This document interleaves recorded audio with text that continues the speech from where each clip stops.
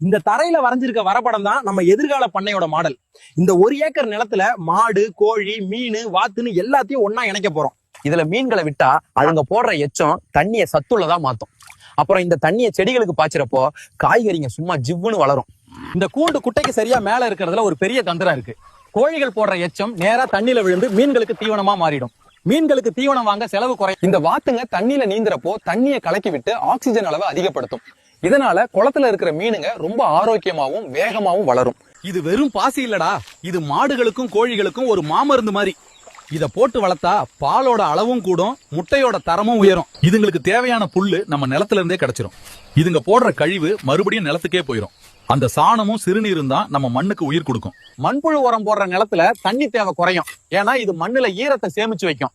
எல்லா செடிகளுக்கும் ஒரு பிடி உரத்தை போட்டுட்டு அடுத்த வேலையை பார்ப்போம். தேனி பெட்டியை கொஞ்சம் தள்ளி வை, அப்பதான் தேனீக்கள் பறந்து மகரந்த சேர்க்கை செய்யும். நம்ம தோட்டத்துல இருக்கிற பூக்கள்லாம் இப்ப சீக்கிரமா பிஞ்சா மாறுறதுக்கு இதுங்க தான் காரணம். நாம தயாரிச்ச உரம் மண்ணை தங்கமா மாத்தி செடிங்களுக்கு உயிர் கொடுத்திருக்கு. காய்கறிகளை பறிச்சு நேரடியா மக்களுக்கு விற்பனை செஞ்சா நமக்கும் லாபம், மக்களுக்கும் ஆரோக்கியம் கிடைக்கும். அந்த ட்ரோன் மேல இருந்தே எந்த செடிக்கு நோய் வருதுன்னு கண்டுபிடிச்சு நம்ம கிட்ட சொல்லிடும்.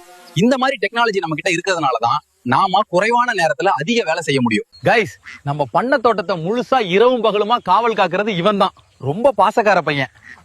பேரு ஜாக்கி. நம்ம வீடியோ பிடிச்சிருந்தா ஒரு லைக் பண்ணுங்க.